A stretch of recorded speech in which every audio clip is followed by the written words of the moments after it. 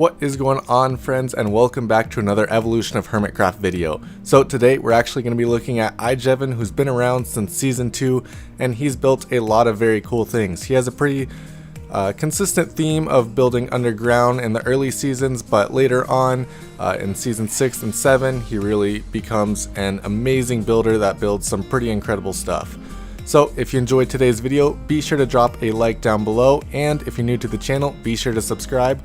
We'd really love you to check out the rest of our content. So we are starting off in season 2 of Hermitcraft, looking at iJevins' farm base here. He also built an underground base, but it's pretty tough to get footage from this season, so unfortunately we're not able to show everything off, but we do get a pretty good look at his farm base that he has here. He's got a lot of different farms that he built in these greenhouse-like buildings, and then he's got animals and things like that in the barn houses over there. This was a very simple build, very early days of Hermitcraft, but still pretty cool to see. And now we're moving on to season 3. Right underneath the Stay Out of My Swamp Shrek, we have his underground base in this mountain right here, and it is pretty freaking cool.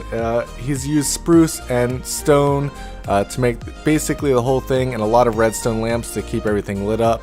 He's got his food storage system here, and then down this hallway he's got his main storage system with all his blocks and things like that.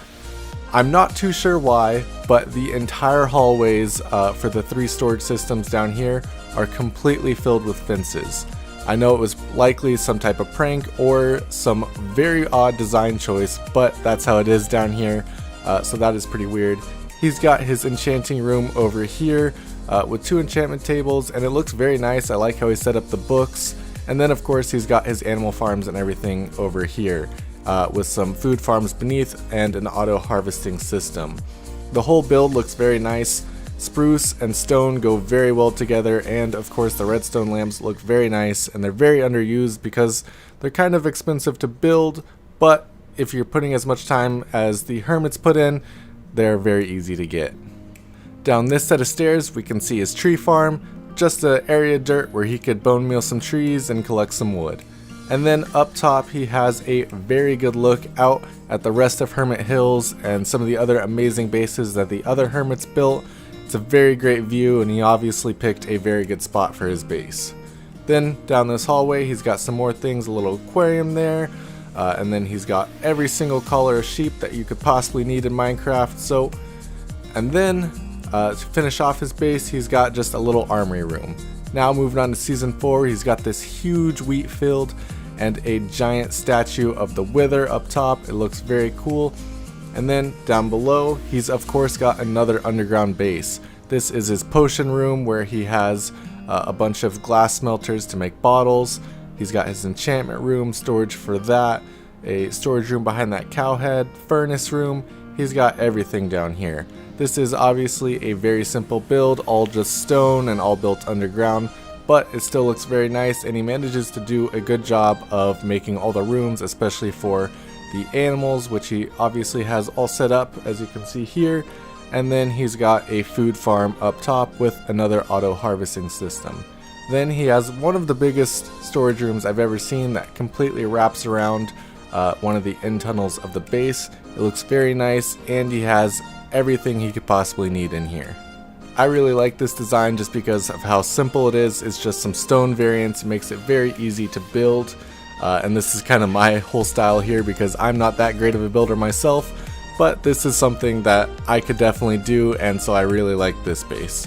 Of course he's got some armor and some weapon boxes over here.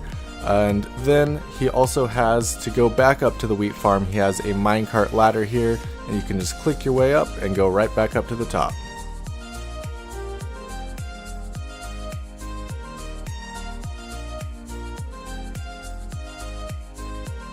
And then we get another look at the giant wheat field and the Wither statue, which all looks very neat and very cool. Season 5 is where iJevins starts to really start building on top of the land instead of all the way beneath.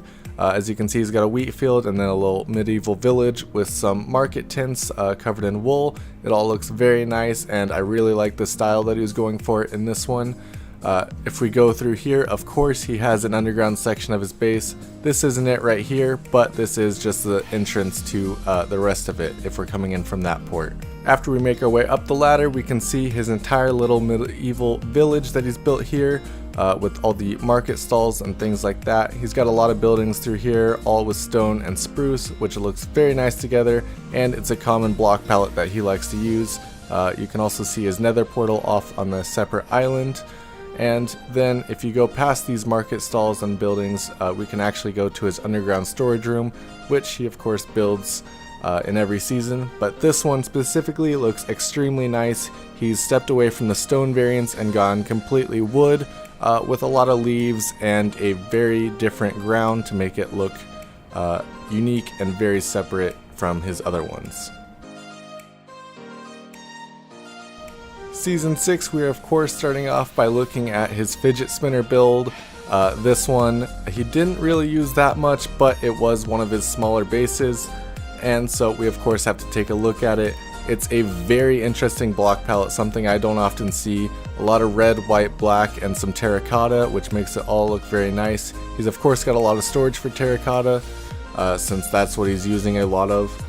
And it's a very interesting and unique build. This is something that you really don't see often, especially just this block palette. But this was not the main base. We'll go take a look at that right now.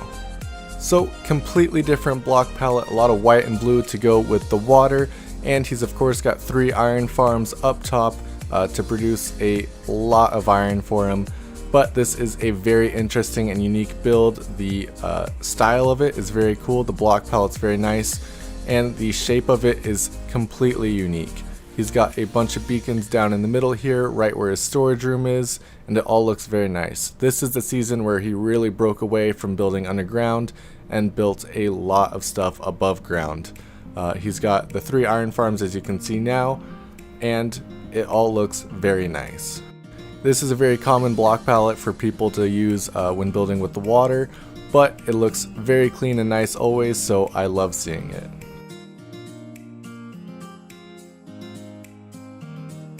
That now brings us to a Season 7 base. This thing has changed a lot throughout the Season 7, but it is still very cool, and he's done a lot with it. It's a very unique, very interesting block palette, especially all with Instone here. You can see how he's changed it throughout the seasons. He's built this massive circle for it, and it all looks very clean. This is where he started out, and he demolished his starter home in order to build this. He also had little separate islands throughout the season, but he's all changed it up, and now he's ended up right about here with the Instone, and he's built a super smelter and storage room right in the middle here, which all looks very nice. I especially like this base because of his use of Instone. This is not a block that you see used that often, so I'm really happy to see somebody use it, especially the way he uses it with all the blocks that you get from the Guardian farms and things like that. Definitely something you never see, so I'm really liking this base.